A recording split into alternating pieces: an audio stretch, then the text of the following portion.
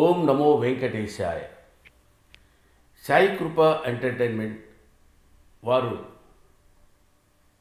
నిర్మించిన సినిమా ఓం నమో వెంకటేశాయ. సినిమా పేరే ఓం నమో వెంకటేశాయ అని పెట్టారంటే వెంకటేశ్వర స్వామి మీద ఆ నిర్మాతలకు ఉన్నటువంటి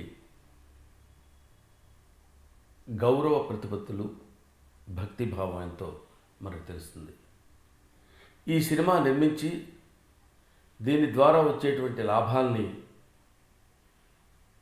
విపరీతంగా ఎంజాయ్ చేద్దామనేటువంటి ఆలోచనతో కాకుండా స్వామి మీద ఉన్న కేవలం భక్తిభావంతో ఒక అద్భుతమైనటువంటి సినిమా తీసి స్వామివారి యొక్క మహిమని ప్రపంచమంతా చాటి చెప్పాలనేటువంటి సదుద్దేశంతో తీసిన సినిమా. మనకి మంచి సినిమాలు రావడం లేదు అనేటువంటి ఆలోచన సహజంగా జరుగుతుంటుంది, సహజంగా చెప్పుకుంటాం మనం. కానీ మంచి సినిమాలు వచ్చినప్పుడు ఆదరించవలసిన బాధ్యత కూడా మనకుంది. ఓం నమో వెంకటేశాయ అనేది ఈ సినిమా స్వామివారి యొక్క మహిమ గురించి, స్వామివారి యొక్క భక్తుల ఎడల ఆయనకున్నటువంటి ప్రేమ, అభిమానం, కారుణ్యం ఎలా ఉంటుందో అని చాటి చెప్పే సినిమా ఓం నమో వెంకటేశాయ. శ్రీ వెంకటేశ్వర స్వామికి దర్శకులు రాఘవేంద్రరావు గారికి ఉన్నటువంటి అనుబంధం ఏమిటో నాకు తెలియదు, కానీ ఆయన మీద సినిమాలు లోగడ తీసిన, శ్రీ వెంకటేశ్వర స్వామి మహత్యం లాంటి సినిమాలు మనం తీసిన, ఇప్పుడు ఈ దశాబ్దంలో వెంకటేశ్వర స్వామి యొక్క మహిమల గురించి చెప్పడానికి అతి సమర్థుడైనటువంటి దర్శకుడు శ్రీ కె రాఘవేంద్రరావు గారు. ఆయన సమర్థుడు అని నేనిచ్చే సర్టిఫికేట్ కంటే స్వామివారే ఆయనకు ఆ రకమైనటువంటి అర్హతను కల్పించి, నా మీద నువ్వు సినిమా తీ, నా మీద నువ్వు సినిమాలు తీసి నీ ప్రాచుర్యాన్ని పెంచుకుంటూ నీ భక్తిభావాన్ని నాకు అంకితం చేసుకో అనేటువంటి ఆజ్ఞానుసారం చేసిన సినిమాల్లాగా అనిపిస్తాయి. ఒక అన్నమయ్య, ఒక ఓం నమో వెంకటేశాయ. ఆయన దర్శకత్వం వహించిన సినిమాలన్నీ ఒక ఎత్తు. కామిగానివాడు మోక్ష కామిగాడు అన్నట్టు ఆయన ఎంతో శృంగారభరితమైనటువంటి సినిమాలు తీస్తాడు. ఆయన ఎంతో శృంగారభరితమైన సినిమాలు తీస్తారు. ఆయన దానికి ప్రత్యేకత కలిగినటువంటి దర్శకుడు అని ప్రతీతి కలిగినటువంటి దర్శకుడు. ఒక్కసారి అద్భుతమైనటువంటి సీతాకోకచిలుక రూపంలో వచ్చి భక్తిభావంతో స్వామి మీద ప్రతివాడికి దేవుడు అనేటువంటి భావన, దేవుణ్ణి నమ్ముకుంటే కలిగేటువంటి ఆధ్యాత్మిక భావన, మోక్షప్రాప్తి ఎలా జరుగుతుందనేటువంటి విషయాన్ని విశదీకరించి చెప్పడానికి పూనుకున్నటువంటి కలియుగ వైనతేయుడు దర్శకేంద్రుడు రాఘవేంద్రుడు. వైనతేయుడు అంటే శ్రీ మహావిష్ణువును మోసుకొని వెళ్ళేటువంటి గరుడు, అంటే గరుత్మంతుడు అని. ఆయన్ని ఆయన రెక్కల మీద కూర్చోబెట్టుకుని ప్రతి చోటకి తీసుకెళ్ళి, ఇదిగో స్వామి మహిమ ఇలా ఉంటుంది, స్వామి గొప్పతనం ఇలా ఉంటుంది, స్వామిని అనుసరించండి, స్వామిని ఆరాధించండి, పునీతులు కండి, మోక్షాన్ని పొందండి అనేటువంటి ఒక అద్భుతమైనటువంటి విషయాన్ని ఆవిష్కరించి మనందరికీ తెలియపరిచేటువంటి విధంగా కలియుగంలో శ్రీ వెంకటేశ్వర స్వామి యొక్క మహాత్మ్యాన్ని తెలియపరచడానికి ఆయన ఏరుకున్నటువంటి ఒక సాధనం శ్రీ రాఘవేంద్రరావు గారు. రాఘవేంద్రరావు గారి గురించి లేకపోతే సినిమా నిర్మాణం గురించి నేను మాట్లాడుతున్నాను అనుకోవద్దు. ఎందుకంటే స్వామివారి యొక్క ఆలయ నిర్మాణం ఎంతమంది శ్రమిస్తే ఆలయ నిర్మాణం జరిగి ఉంటుందో మనం ఊహించగలం. అలాగే ఓం నమో వెంకటేశాయ లాంటి ఒక సినిమాని నిర్మించడానికి స్వామివారిని పనిముట్టుగా వెంకటేశ్వర స్వామి సెలెక్ట్ చేసుకున్నప్పుడు ఆయన తన శక్తి వంచన లేకుండా ఎంత కృషి చేశారో ఆ సినిమా చూస్తే మనకు తెలుస్తుంది. ముఖ్యంగా ఆయనకి కావలసినటువంటి సరైన శిల నాగార్జున లాంటి ఒక అద్భుతమైనటువంటి శిలాకృతిని తీసుకుని దాన్ని ఒక అద్భుతమైన శిలా ఆకృతితో కళారూపంతో చెక్కడానికి ఈయన ప్రయత్నం చేసినప్పుడు కావలసినటువంటి పనిముట్లు ఎన్నో ఉన్న ఒక అద్భుతమైనటువంటి స్వరూపాన్ని ఏర్పరిచి ఆలయంలో ప్రతిష్ఠ చేసే విధంగా చేశారు. అలాంటి ప్రతిష్ఠించడానికి అనుకూలమైనటువంటి సాధనం వెంకటేశ్వర స్వామి రాఘవేంద్రరావు గారిని సెలెక్ట్ చేసుకుంటే, రాఘవేంద్రరావు గారు నాగార్జున గారిని సెలెక్ట్ చేసుకోవడం ఇంకా అద్భుతంగా ఉంది. ముఖ్యంగా నాగార్జున గారు ఆయన హతీరాం బాబాగా ఆయన ప్రదర్శించినటువంటి నటన, సరే బాల్యం యవ్వనం ఎలా ఉంటుందనేది అందరి బాల్యం యవ్వనంలా ఉన్నా స్వామితో పాచికలాడుతున్నప్పుడు కానీ స్వామివారితో ఆయనకున్నటువంటి అనుబంధం కానీ చూపిస్తున్నప్పుడు మనం తిరుమల చుట్టూ సంచరిస్తున్నామా, తిరుమలలోనే ఉన్నామా, ఆ స్వామితోటి హతీరాం బాబాతో మనం కూడా కలిసి తిరుగుతున్నామా అనేటువంటి భావన కలిగే విధంగా అద్భుతంగా దర్శకులు చిత్రీకరించారు. వారి పాదాలకు నమస్కారం. అటువంటి క్యారెక్టర్ని సృష్టించింది ఉన్న క్యారెక్టర్నే చిత్రీకరించి అద్భుతమైనటువంటి రీతిలో నాగార్జున గారి ప్రదర్శన నభూతో నభవిష్యతి. మళ్ళీ ఆయనే చేయలేడేమో అన్నంత భావన కలిగే విధంగా నాగార్జున గారు ఇందులో ప్రదర్శించారు. ముఖ్యంగా శ్రీనివాసుడి కళ్యాణం అప్పుడు ఆయన పొందినటువంటి అనుభూతి, నఖశిఖ పర్యంతం ఆయన పొందినటువంటి అనుభూతి, ఆయన పొందినటువంటి ఆ క్యారెక్టర్లో ఆయన చెందినటువంటి తాదాత్మ్యత, అది వర్ణనాతీతం, వర్ణించి మాటల్లో చెప్పడానికి వీలైనటువంటిది కాదు.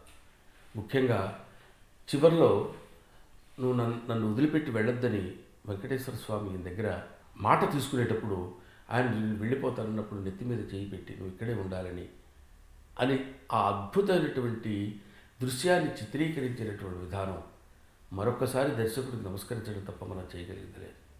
అంతటి భావన, అంతటి పరిపూర్ణమైన పరిణితి చెందిన దర్శకుడు ఈ సినిమా తీయటానికి రాఘవేంద్రరావు గారు అనిపిస్తే, అంతటి అన్నమయ్య కంటే 10 రెట్లు భక్తిలో కానీ, భావంలో కానీ, నటనలో కానీ పరిణితి చెందిన నాగార్జున గారు వెంకటేశ్వర స్వామి దర్శనం అలా అయినప్పుడు శ్రీ మహావిష్ణువుగా స్వామి కనిపిస్తే తదేకంగా స్వామి వంక అలా చూస్తూ సాక్షాత్తు స్వామిని నేను దర్శనం చెందాను, సాక్షాత్తు స్వామి దర్శనం నాకు కలిగింది అన్న భావన ఆయనలో కలిగి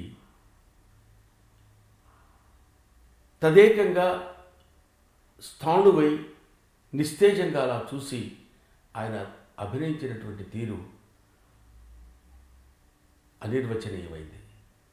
అది అంతటి అద్భుతమైనటువంటి నటన ప్రదర్శించిన నాగార్జున గారు కూడా మనతో పాటు ఉన్న మనిషి, మనతో పాటు నటించిన సహనటుడు అని చెప్పుకోవడానికి గర్వంగా ఉంటుంది. అంతటి అద్భుతమైనటువంటి నటన ప్రదర్శించారు నాగార్జున గారు. దర్శకులకి ఏం కావాలి, ఎంత కావాలి, ఎంతవరకు ఆయన మనసులో దూరి ఆయనకి ఏం కావాలో అది తీసుకొచ్చి పెట్టగలిగినటువంటి పరమభక్తుడు నాగార్జున గారు. నాగార్జున గారితో పర్సనల్గా నాకున్నటువంటి అనుభవం 30 ఏళ్ల క్రితం ఆయనతో చిన్నబాబు సినిమా చేసేటప్పుడు నాస్తికుడు ఆయన, ఏముందండి దేవుళ్ళు ఇవన్నీ అని మా ఇద్దరి మధ్య డిస్కషన్స్ కూడా జరిగాయి. అటువంటిది ఆ స్థితి నుంచి ఇంకొక స్థితి, ఈ స్థితి నుంచి ఇంకొక స్థితి, ఇంకో స్థితికి వచ్చి ఇప్పుడు ఒక అద్భుతమైనటువంటి మహాభక్తుడి కింద ఆయన రూపాంతరం చెందారు. అది ఆయన రూపాంతరం చెందటం కాదు, స్వామి ఇన్ని ఏలుకుని నాయనా నువ్వు ఇలా రా, నా వైపురా, నన్ను ఆరాధించే భక్తుడిగా నువ్వు ఇలాంటి పాత్రలు చెయ్యి, నీ జీవితం చరితార్థమవుతుంది అని ఆయన్ని ఆజ్ఞాపించాడేమో, లేకపోతే ఆయన్ని అభిమానించి హక్కును చేర్చుకున్నాడేమో. ఇంత అద్భుతమైనటువంటి పాత్రలు హతీరాం బాబా కానీ అన్నమయ్య కానీ చేసి ఆయన జన్మ చరితార్థం చేసుకున్నారు నాగార్జున గారు. అట్లాంటి సినిమాలు తీయాలి, అలాంటి సినిమాలు నాస్తికుడుగా ఉన్నటువంటి నాగార్జున పరమభక్తుడిగా ఎలా మారారో, పూలు పళ్ళతోటి సినిమాలు తీసి శృంగారపరమైన సినిమాలు మాత్రమే తీయగలగడం అనేటువంటి రాఘవేంద్రరావు గారిలో ఒక అద్భుతమైనటువంటి మార్పుతో వచ్చి ఇప్పుడు అణువణువు భక్తితో నిండినటువంటి రాఘవేంద్రరావు గారు ఈ సినిమా తీయటం అంటే, ఇలాంటి సినిమాలు అరుదుగా వస్తాయి. ఇలాంటి సినిమాలను మళ్ళాంటి వాళ్ళని చూడాలి, ముఖ్యంగా భక్తులు చూడాలి, చూసి తరించి ఆనందించి మోక్షాన్ని పొందాలి అనేటువంటి భావన. చివరి ఒక అరగంట కళ్ళు చెమర్చకుండా బయటకు వచ్చినటువంటి ప్రేక్షకుడిని నేను చూడలేదు. అది మేము నటులమైనా, అందులో మేము యాక్ట్ చేసినా కూడా నాగార్జున గారు బాగా నటిస్తున్నాడనే స్థితి దాటి, నాగార్జున గారు తాదాత్మ్యత చెందాడనేటువంటి స్థితి దాటి, నాగార్జున గారే హతీరాం బాబా అన్న భావన కలిగించే విధంగా పరమేశ్వరుడు ఆయనకు ప్రసాదించినటువంటి ఆ రెండు అద్భుతమైనటువంటి కళ్ళలో తన నటనా ప్రాభవాన్ని కళ్ళతోనే చూపించి గుండె పిండి స్వామిని ప్రత్యక్షం చేసుకున్నటువంటి మహనీయుడు. ఆయన జన్మ చరితార్థం, ఆయన జన్మ పునీతమైందని చెప్పొచ్చు నాగార్జున గారు. అటువంటి సబ్జెక్ట్ తీసుకుని దాన్ని అందరికీ అందుబాటులో, స్వామి కృప అందరికీ ఉండాలి అనేటువంటి ఆలోచనతో రాఘవేంద్రరావు గారు తీయటమైన ఇది నా భూతో నా భవిష్యత్తు. ఇది ఊరికే నాకు వచ్చిన మాట కాబట్టి గబుక్కున్న భూతో నా భవిష్యత్తు అన్నామని కాదు. మీరు ఒకసారి ఆలోచించుకోండి. ఇంతటి భక్తిభావాన్ని, అంత భక్తిని పిండి ఒక చోట ఏర్పరిచినటువంటి పాలు కరగబెట్టినట్టు కరుడు గట్టిన తర్వాత పాలకోవా ఎలా తయారవుతుందో అంతటి అద్భుతమైనటువంటి భక్తి రసం యొక్క పరాకాష్ఠకు తీసుకెళ్లారు ఈ సినిమా ద్వారా. ఓం నమో వెంకటేశాయ. సరే, ఈయన బాగా దర్శకత్వం చేసి ఉండొచ్చు, ఆయన బాగా నటించి ఉండొచ్చు. ఇలాంటి సినిమా తీయాలి అనేటువంటి భావన కలిగిన మహేశ్వర్ రెడ్డి గారు, ఆయన వాళ్ళకి డబ్బు ఉంది, సంపన్న కుటుంబం నుంచి వచ్చినవారు, కానీ స్వామి అనుజ్ఞ లేకపోతే ఆయన కూడా ఈ పని చేయలేరు. స్వామి అనుజ్ఞతో ఈ సినిమా తీసి ఎప్పటి నుంచో సీనియర్ కెమెరామెన్, ఆయన ఛాయాచిత్ర దర్శకుడు గోపాల్ రెడ్డి గారు ప్రతి ఫ్రేమ్లో ఆహా అనే విధంగా, అది చాలా బాగుండటం వేరు, హీరోయిన్స్ చూసేటప్పుడు బాగుండటం వేరు, అక్కడ వాళ్ళిద్దరిని చూపించే విధానం వేరు. భక్తి తత్వంతో ఆయన చూపిస్తున్నప్పుడు ప్రతి ఫ్రేమ్లో ఆయన కూడా కొంత భక్తి రసాన్ని ఆయన ఫ్రేమ్లో పోసాడు అనేటువంటి భావన గోపాల్ రెడ్డి గారు. ఇలా అందరూ కలిసి నిర్మించినటువంటి ఒక అద్భుతమైన చిత్రం ఓం నమో వెంకటేశాయ. ఇలాంటి చిత్రాలు మనం విధిగా చూడాలి. ఎందుకు చూడాలంటే అలాంటి సినిమాలు చూడటం వల్ల పుణ్యం పురుషార్థం రెండు ఏర్పడతాయి కాబట్టి. ఇక్కడ వైనతేయుడు అంటే చిన్న పక్షి అనుకోవడానికంటే పక్షి జాతికి చెందినటువంటి, ఇదిగో నాలాంటి వాడిని, ఓ బ్రహ్మానందం, ఒక పృథ్వీ, ఓ రావు రమేష్, ఒక రఘుబాబు, ఆదిగా కలిగిన ఒక వెన్నెల కిషోర్ లాంటి చాలామంది నటీనట్లు, వాళ్ళు అందులో ఉన్నవాళ్ళు ఎవరో తెలియదు, మా కామెడీ కుటుంబానికి సంబంధించినంతవరకు చెప్తున్నా. ఇలాంటి చిన్న పుల్లల్ని, చిన్న పుల్ల ముక్కల్ని ఏరి దాన్ని ఒక అద్భుతమైనటువంటి గిజిగాడు గూడులా చేసి దానిలో ఒక చిన్న మిడుగురు పువ్వుని పెట్టి కాంతివంతంగా చేర్చి అందులో నుంచి బయటకు వచ్చి విహరిస్తున్నటువంటి ఆ పక్షిరాజమే శ్రీ కె రాఘవేంద్రరావు గారు. ఆయన జన్మ చరితార్థమైంది. ఆయన ఇలాంటి ఒక అద్భుతం ఎవరి మేధస్సుకి అందనటువంటి అద్భుతమైన చిత్రాలు ఎన్నో తీశాడు. కానీ ఈ సినిమాకి ఆయనకున్నటువంటి అనుబంధం అలాంటిది. ఎంతటి కష్టం, ఎంతటి కృషి, ఇంకో మాటలో చెప్పాలంటే ఎంత కసితో ఈ సినిమా తీశారో ఆద్యంతం ఆ సినిమా చూస్తున్నప్పుడు మనకు అనిపిస్తుంది. జయ హో రాఘవేంద్రరావు గారు, జయ హో నాగార్జున, జయ హో Mahesh Reddy. Thank you very much. Please subscribe. Please do subscribe. Please subscribe. Please subscribe. Please subscribe to our YouTube channel. All the best.